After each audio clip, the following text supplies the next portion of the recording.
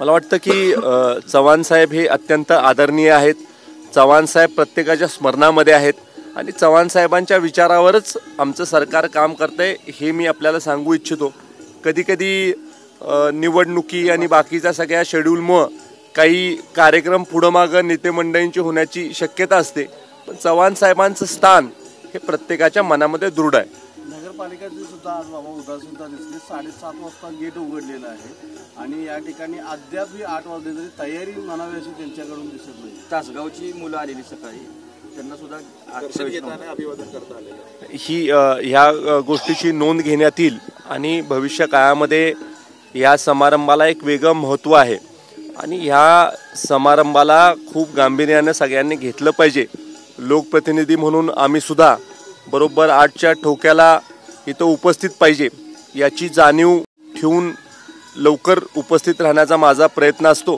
पण प्रशासनाने खरं तर लवकर तयारी याची केली पाहिजे, ही बरोबर गोष्ट आहे आणि आपण त्यांना तशा पद्धतीच्या सूचना देखील देऊ. बाबा, कराड आणि मलकापूरची नगरपालिकेची निवडणूक सुरू आहे. तुम्ही गल्लोगल्ली जाताय, प्रत्येकाला मत तुम्ही भाजपला मागताय, काय भूमिका आहे साधारणतः? भारतीय जनता पार्टीची एकच भूमिका आहे की कराड आणि मलकापूर 2 महत्त्वपूर्ण शहर आहेत.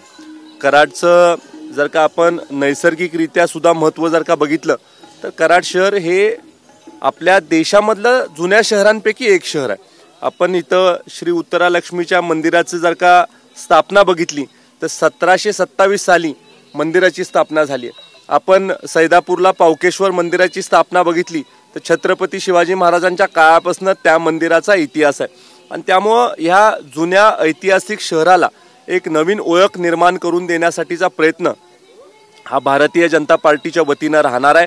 त्याच्यामध्ये ज्या नागरी सुविधा करणं गावामध्ये गरजेचं आहे त्या तर केल्याच पाहिजेत, पण त्याबरोबरच काही वेगळं आपल्या गावासाठी कसं करता येईल याच्यासाठी आम्ही निश्चित स्वरूपी येणाऱ्या काळामध्ये प्रयत्नशील राहणार आहे.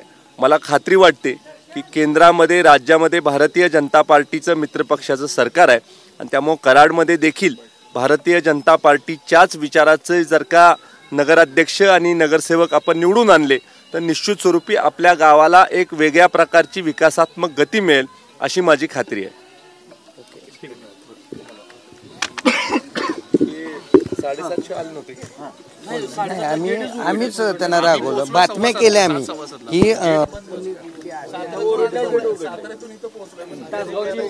तासगावच्या 2 बस आल्या होत्या दर्शन, त्यांना सोडलंच ना. आणि विद्यार्थी होते तासगावचे, 2 बस चालू केले पाहिजे. 7:15 आम्ही आलो तरी ते बंद होते.